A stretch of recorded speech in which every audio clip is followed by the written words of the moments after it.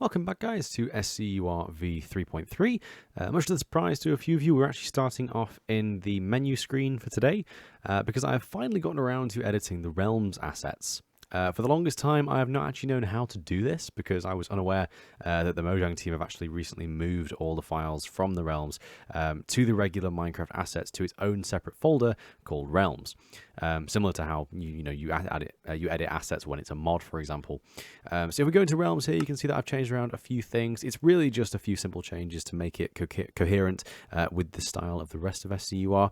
For example, the Realms title is no longer a gritty Minecraft logo. It's just very simply the text that we use, the same font, but scaled up and kind of customly made to like the Realms logo. I've also changed some of the buttons around to have a more simple, basic design. So, for example, modify realm is just a white wrench, which is the same wrench we use in all our mod packs, and the leave realm is just a white cross. And again, these are just simply made just to look clean, basically. All the realms assets are actually quite dirty and messy, so I've simply changed them around to look a little bit prettier. The little kind of expired realm logo here, where it's green or flashing amber or red or all three red lights, like these both are, those have actually been changed around as well, just to look a little bit clean. And yeah, generally it's just to tidy things up a little bit. Again, we're using the bezeled button style for all the buttons here, with the Realms news and the question mark button up here, so it all just looks kind of more like SCUR, if that makes any sense. But anyway, for the bulk of today's changes, we're actually going to hop into my test world right here. Hello. I'm going to get off with some recent changes I've made to SCUR v3.3. So first of all, when you rename a sword Skaliber, you'll get this sword, which is obviously based on my logo. This was actually a 32 by 32-bit texture beforehand. I've simply changed it around so that now it's a 16 by 16-bit texture, which I think is quite nice. There was no real reason for it to be 32-bit. I just simply redesigned the whole thing from scratch, and I think it looks much nicer now. As you can see, it kind of looks like a real sword as opposed to the weird gritty handguard, which didn't really make any sense. So there you go, there's Skaliber, whenever you name a sword after the legendary sword itself. We do actually have a number of updates today which are inspired by the community or suggestions by the community. If you did watch my videos asking for help with the Mushroom CTM and the Portal CTM, thank you very much in advance. I have actually now figured out a solution to the Portal CTM. But yeah, this one is actually for the Mushroom and the Pumpkin stem. In a previous version of SCUR, I think it was version 3.1, it may have been earlier than that. It may have even been like 2.4, to be honest. But at some point in the past, I actually added this change where pumpkin stems and and melon stems look completely different. Originally, they were actually the exact same texture. They use a very simple grayscale texture, which has a tint index added onto it afterwards. I have completely changed it around so that the pumpkin stem has this kind of orangey light green color, and the melon has the much darker color, matching up to the pumpkin and melon seeds, respectively. Now, this was quite an easy change to make. I simply had to make it so that MC Patcher simply wouldn't apply any colors after the model was originally rendered, so otherwise known as a tint index. This was now an MC Patcher reliant feature, so you would have to make sure that you have MC Patcher installed to make sure that they didn't have basically a green overlay applied to them. Someone got in touch with me, Mr. Chocolate. Thank you, Mr. Chocolate.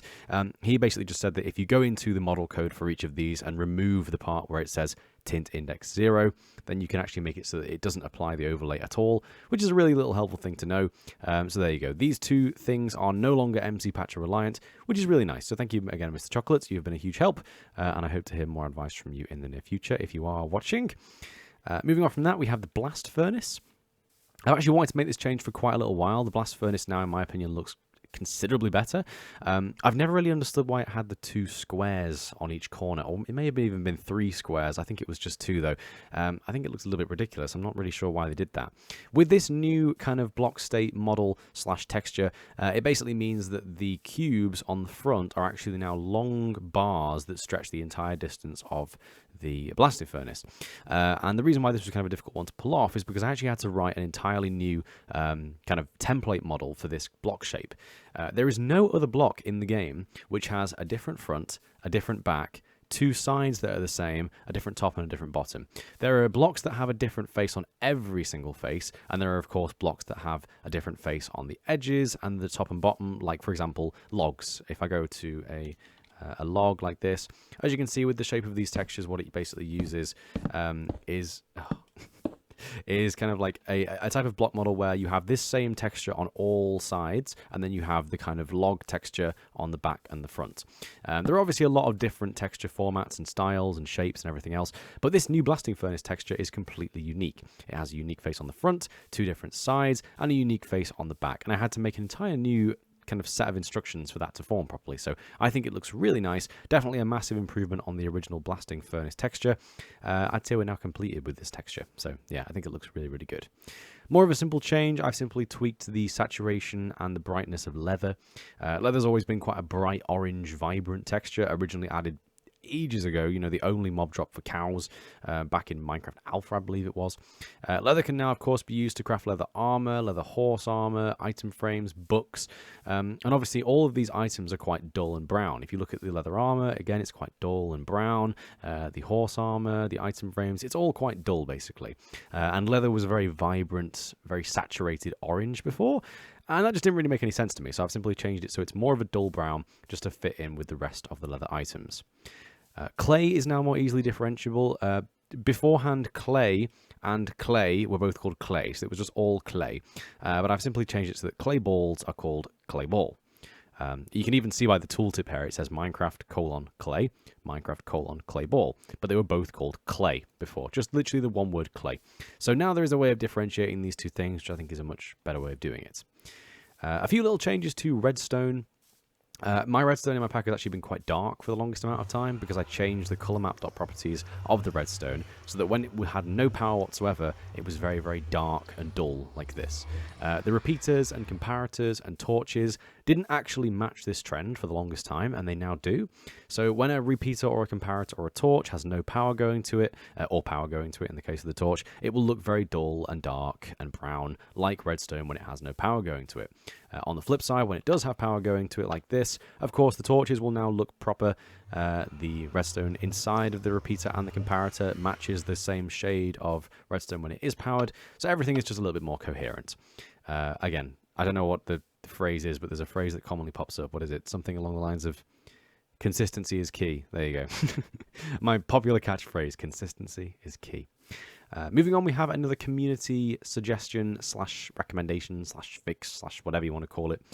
Thank you very much to Zartrix for suggesting this wonderful change. I have been trying to get the Portal CTM to work for the longest time. A little bit of backstory on this. I saw this texture a long time ago. There was a resource pack I downloaded. I'm pretty sure it was just an extension to the original vanilla CTM mod, where you will be able to have the regular CTM but on a Minecraft portal. CTM on blocks is quite common. For example, if you have a large face of blocks, you can have a design that forms on them with CTM, a number of other things. There's many different variations of CTM. I've never been able to get this to work for the portal, but now it finally works. And if you look really far up close, you can see there's actually a very dark purple around the edges, and it slowly gradients in to the more vivid pink in the middle. I have been trying to figure out how to do this for literal years. So thank you, Zartrix, for the recommendation. They actually sent me over the assets from another Minecraft resource pack where someone had done something very similar to this, but with random textures as opposed to the gradients outside, and it was kind of like thick obsidian spilling onto the portal. It actually looked really good, and I used that as a template to base it off and tweaked it around a little bit so there wasn't the random element and a few other things, and now of course we have this, and I think it looks absolutely fantastic. One of the most subtle changes. I guarantee people wouldn't even notice this half the time, but I think it looks splendid. So there you go. I think it looks absolutely fantastic. Moving on from this, all of the other textures we have to showcase are actually emissive. In version 3.2, I added a very large number of emissive textures, and that trend has, of course, continued.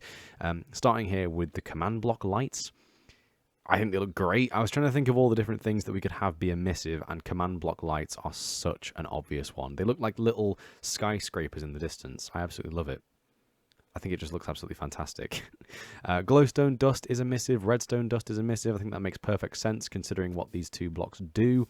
As you can see here, the newly made repeaters and comparators and torch and redstone block are all emissive as well.